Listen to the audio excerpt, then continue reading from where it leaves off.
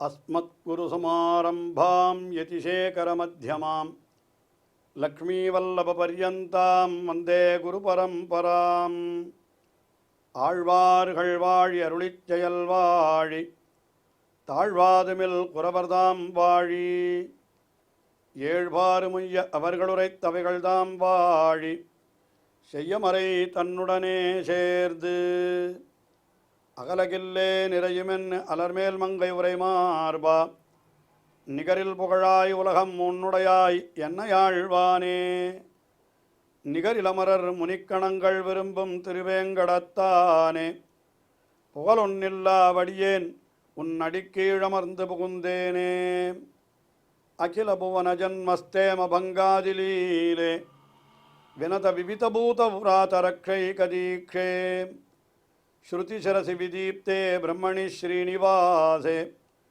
பவது மம பரஸ்மின் ஷேமுஷி பக்திரூபா श्रीमान् वेङ्कटनाथार्य कवितार्किककेसरी वेदान्ताचार्यवर्यो मे सन्निधत्तां सदा हृदि ஸ்ரீ வைஷ்ணவ ஆச்சாரியர்களிலே மிக அதிகமான ஸ்தோத்திரங்களை அருளிச் செய்துள்ளவர் என்ற பெருமை படைத்தவர் வேதாந்த தேசிகன். பற்பல திவ்யதேசங்களிலே எழுந்துள்ள எம்பெருமான்களை எல்லாம் குறித்து பல பல ஸ்தோத்திரங்களை அருளி செய்திருக்கிறார். திருவரங்கம் பெரிய கோவிலிலே எழுந்தருளியுள்ள எம்பெருமான் ஸ்ரீரங்கநாதனை குறித்து அவர் பல ஸ்தோத்திரங்கள், முக்கியமாக ஞாச திலகம், அதே போல இன்னும் பல ஸ்தோத்திரங்கள் அருளி செய்திருக்கிறார். ஸ்ரீரங்கநாதனை குறித்து, திருவேங்கடமுடையானை குறித்து தயா சதகம் என்கிற ஸ்தோத்திரம், காஞ்சிபுரத்திலே எழுந்தருளியுள்ள தேவப்பெருமாள் வரதராஜனை குறித்து வரதாஜ பஞ்சாசத் என்கிற ஸ்தோத்திரம், இன்னும் அந்த ஞாச தசகம் என்கிற ஸ்தோத்திரமும் அவனை குறித்துத்தான் அருளி செய்யப்பட்டது என்று பெரியோர்கள் சொல்லுகிறார்கள். அதையும் தவிர காஞ்சிபுரத்திலே எழுந்தருளியுள்ள இன்னும் சில திவிதேசத்து எம்பெருமான்கள், யதோக்தகாரி எம்பெருமானை குறித்து வேகாசேது ஸ்ரோஸ்திரம், அஷ்டபுஜம் எம்பெருமானை குறித்து அஷ்டபுஜாஷ்டகம், வேளுக்கை ஆளரியை குறித்து காமாசிகாஷ்டகம், திருத்தன்காவிலே எழுந்தருளிருக்கின்ற எம்பெருமானை குறித்து ஞாச திலகம் என்று அந்த எம்பெருமானை குறித்து சரணாகதி தீபிகா என்கிற ஸ்தோத்திரம் என்று இப்படி பல பல திவிதேசங்கள். அதற்கு பிறகு நடுநாட்டு திருப்பதிகளான திருக்கோவல், அந்த திவிதேசத்திலே எழுந்தருளியுள்ள எம்பெருமானை குறித்து தேகலீசஸ்துதி, அதே போல மற்றொரு நடுநாட்டு திவிதேசமான திருவகீந்திரபுரம், அது தேசகனுடைய திருவுள்ளத்திற்கு மிகவும் உகந்த திவிதேசம். அங்கே பல ஆண்டுகள் எழுந்தருளியிருந்தார். அதனால் அங்கே எழுந்தருளியிருக்கிற எம்பெருமானை குறித்து 2 ஸ்தோத்திரங்கள், தேவநாயக பஞ்சாசத், அச்சுத சதகம் என்ற 2 ஸ்தோத்திரங்களை அருளி செய்திருக்கிறார். அதையும் தவிர அந்த திவிதேசத்திலேயே தனி சந்நிதிகளிலே எழுந்தருளியுள்ள ராமபிரானை குறித்து மகாவீர வைபவம் என்கிற கத்திய ஸ்தோத்திரத்தையும், கோபால விம்சதி என்கிற அந்த திவிதேசத்திலேயே மற்றொரு சந்நிதியிலே எழுந்தருளியுள்ள கண்ணபிரானை குறித்து கோபால விம்சதி என்கிற பத்திய ஸ்தோத்திரத்தையும் அருளி செய்திருக்கிறார் என்றும் பெரியோர்கள் காட்டியிருக்கிறார்கள். இப்படி எம்பெருமான்களை குறித்து பல பல ஸ்தோத்திரங்களை அருளி செய்தவர். பிராட்டிமார்களை குறித்தும் ஸ்தோத்திரங்களை அருளி செய்ய வேண்டும் என்று திருவுள்ளம் பற்றி முதலிலே பெரிய பிராட்டியாரை குறித்து அவர் அருளி செய்த ஸ்தோத்திரத்தை பார்த்தோம். அதுதான் ஸ்ரீஸ்துதி என்கிற அற்புதமான ஸ்தோத்திரம். எம்பெருமானுக்கு ஸ்ரீதேவியைப் போல மற்றொரு பத்தினி தான் பூதேவி, அதாவது பூமாதேவி. அவளை குறித்து ஒரு ஸ்தோத்திரத்தை அருளி செய்ய வேணும் என்று திருவுள்ளம் பற்றி அவர் அருளி செய்த ஸ்தோத்திரம்தான் பூஸ்துதி என்று வழங்க பெறுகிறது. இது 33 ஸ்லோகங்களை கொண்டதாக பார்க்கப்படுகிறது. இந்த பூமி பிராட்டியினுடைய பெருமைகள் அனைத்தையும் இந்த ஸ்தோத்திரத்திலே அவர் அருளி செய்கிறார். முக்கியமாக எம்பெருமானுக்கு வராகாவதாரத்திலே மகிழ்ச்சியாக இருந்தவள் பூமி பிராட்டி தான். அதாவது ஹிரண்யாக்ஷன் என்கிற அசுரன் பூமியை பாயாக சுருட்டி கொண்டு எடுத்துக்கொண்டு போய்விட அது கடலுக்கு அடியிலே ஒளித்து வைத்த பொழுது எம்பெருமான் ஒரு பெரிய மகாவராகமாய் அவதரித்து தன்னுடைய கோரை பற்களாலே அந்த குத்தி அந்த பூகோளத்தை அப்படி குத்தி எடுத்தான் என்று அந்த சரித்திரம் சொல்லப்படுகிறது. அப்பொழுது அந்த இரண்யாட்சத்திடத்தில் மீட்டானே அந்த பூமி பிராட்டியை, அப்பொழுது அந்த பூமி பிராட்டியோடு எம்பெருமான் சேர்ந்து எழுந்தருளியிருந்த நிலை, அதைத்தான் சில திவிதேசங்களிலே நாம் சேவிக்கிறோம். இப்பொழுதும் கூட இங்கே திருக்கடல் மல்லை என்கிற மகாபலிபுரத்திற்கு சமீபத்திலே இருக்கக்கூடிய திவிதேசம் திரு இடவெந்தை என்கிற ஒரு திவ்யதேசம். அங்கே போனால் வராக பெருமாள் இடது பக்கத்திலே பூமி பிராட்டியை வைத்துக்கொண்டு எழுந்தருளிருக்கிற நிலை, பூமி பிராட்டியை வலது திருக்கரத்திலே ஏந்தி இருக்கிற நிலையும் உண்டு. அது மகாபலிபுரத்திலேயே திருக்கடன் மல்லையிலேயே ஒரு தனி சந்நிதி, ஞானப்பிரான் சந்நிதி என்று இருக்கிறது. அங்கே போனால் அந்த எம்பெருமானை வலவெந்தையாகவும் சேவிக்கலாம். இப்படி சில திவ்யதேசங்களிலே கூட எம்பெருமான் இந்த பூமி பிராட்டியை ஏந்தி கொண்டு வராக திருக்கோலத்திலே சேவை சாதிக்கிறான். அப்படிப்பட்ட பெருமையுடைய அந்த வராக பெருமானையும் பூமி பிராட்டியையும் சேர்த்து கூட சில ஸ்லோகங்களிலே அருளி செய்கிறார் என்று நாம் பார்க்கிறோம். அப்படிப்பட்ட இந்த பூஸ்துதி என்கிற இந்த ஸ்தோத்திரத்தின் முதல் ஸ்லோகத்திலே அந்த பூமி பிராட்டியை சரணமடைகிறார். அவளுடைய பெருமைகளையெல்லாம் சொல்லி அந்த பிராட்டியே உன்னை நான் சரணமடைகிறேன் என்று தெரிவிக்கிறார்.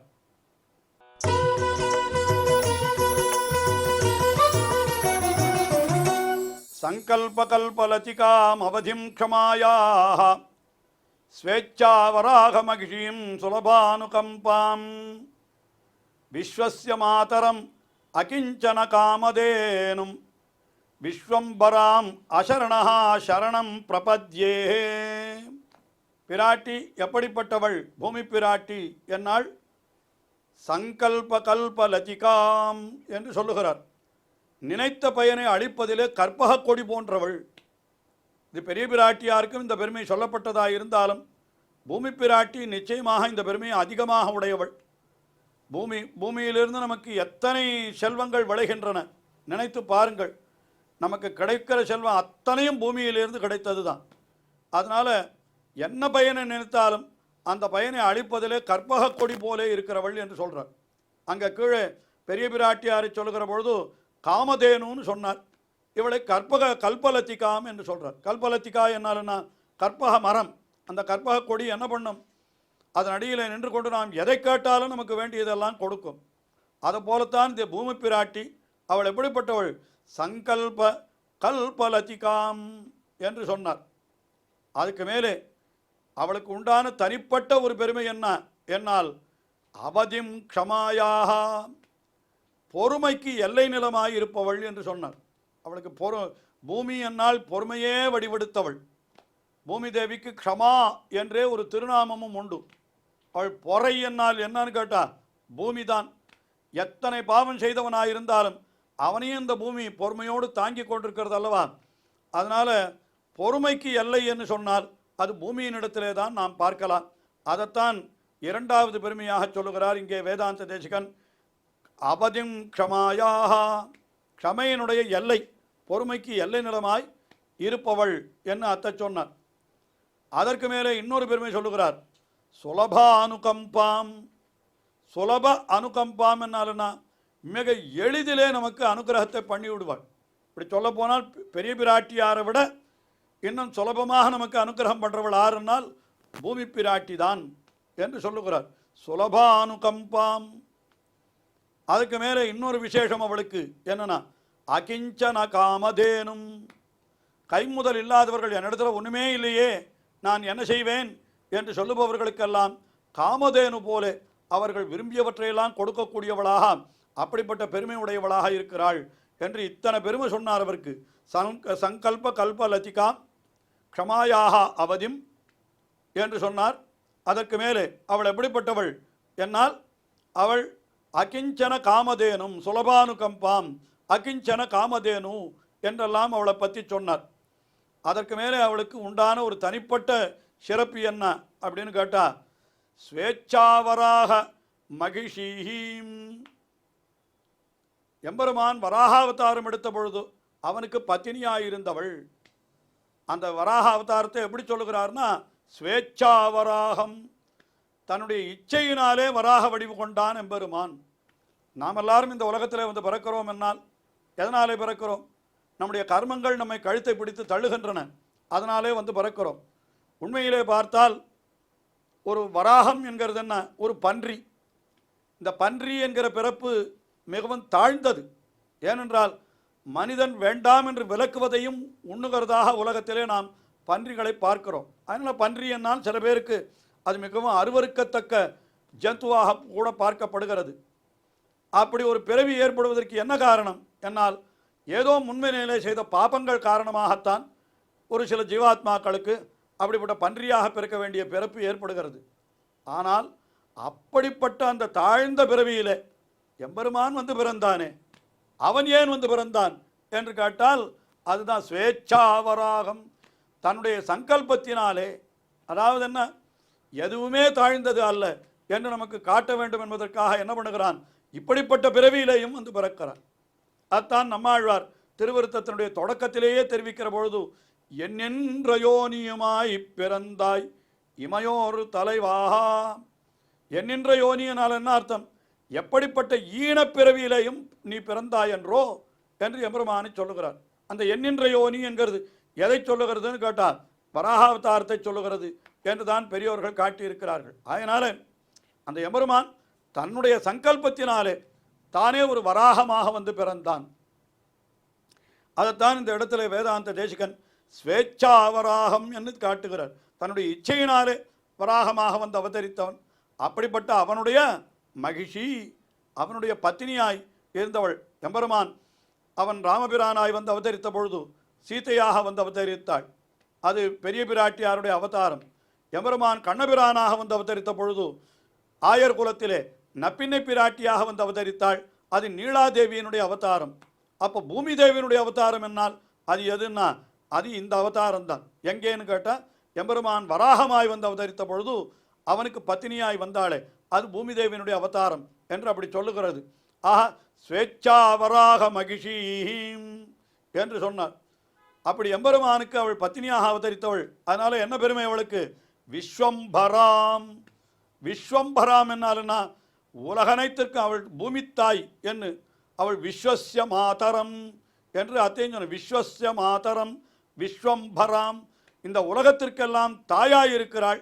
அதற்கு மேலே விஸ்வஸ்ய மாதரம் விஸ்வம்பரா. விஸ்வம்பரா என்னால் விஸ்வம் என்னால் உலகம், அந்த உலகமும் அம்பரம் இந்த உலகமாயிருக்கிறாள் அவள். அதனால் அப்படிப்பட்ட அந்த பிராட்டி, அப்படிப்பட்டவளை நான் என்ன பண்ணுகிறேன், அவள் அகிஞ்சன காமதேனும், ஒன்றும் கைமுதல் இல்லாதவர்களுக்கு அவள் காமதேனுமாயிருந்து அவர்கள் வேண்டியதையெல்லாம் கொடுக்கிறாள். அப்படிப்பட்ட அந்த பெரிய பிராட்டியாரை அசரணஹா, அசரணஹா என்னால் என்ன, வேறு புகழில்லாத நான் சரணம் பிரபத்யே, அந்த பூமி பிராட்டியை நான் சரணமடைகிறேன் என்று இந்த ஸ்லோகத்திலே வேதாந்த தேசிகன் பிராட்டியினுடைய பெருமையெல்லாம் தெரிவிக்கிறார். அதாவது சங்கல்ப கல்பலதிகாம், நினைத்த பயனை அளிப்பதிலே கற்பகொள் கொடி போன்றவளாய் இருப்பவள், க்ஷமாயாக அவதிம், பொறுமைக்கு எல்லை நிலமாயிருப்பவள், சுலப அனுகம்பாம் என்னால் எளிதில் நமக்கு அருள் புரியுபவள், அகிஞ்சன காமதேனும், கைமுதல் இல்லாதவர்களுக்கு காமதேனு போல வேண்டியதையெல்லாம் கொடுப்பவள், விஸ்வஸ்ய மாதரம் என்று உலகுக்கெல்லாம் தாயாயிருப்பவள், விஸ்வம்பரா பூமி தேவி. அவள் எப்படிப்பட்டவள், ஸ்வேச்சா வராக மகிஷி, தன்னுடைய இச்சையினாலே வராகமாக வந்து அவதரித்தார் எம்பெருமானுடைய பிராட்டியாக இருப்பவள் அவள். அப்படிப்பட்ட அந்த வராக பெருமானுடைய பிராட்டியான பூமி பிராட்டியை அசரணகா, வேறு கதியற்றவனான நான் சரணம் பிரபத்யே, சரணமடைகிறேன் என்று இந்த முதல் ஸ்லோகத்திலே அந்த பிராட்டியை சரணமடைந்தார். தொடர்ந்து இந்த ஸ்தோத்திரத்திலே அந்த பிராட்டியினுடைய பெருமையெல்லாம் பலவாறு எடுத்துரைக்கப் போகிறார். நாமும் தொடர்ந்து அனுபவிப்போம். ஸ்ரீயக்காந்தாய கல்யாண நிதயே நிதயேர்த்தினாம் ஸ்ரீவேங்கட நிவாசாய ஸ்ரீனிவாசாய மங்களம். ஸ்ரீமத் சுந்தர ஜாமா திருமுனிமான் சமாசினே சர்வலோக நிவாசாய ஸ்ரீனிவாசாய மங்களம்.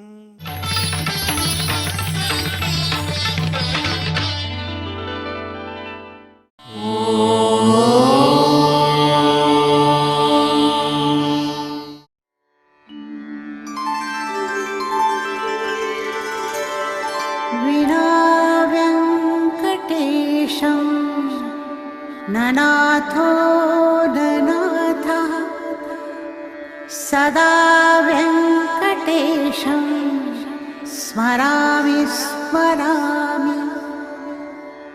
हरे वेङ्कटेश प्रसीद प्रसीद.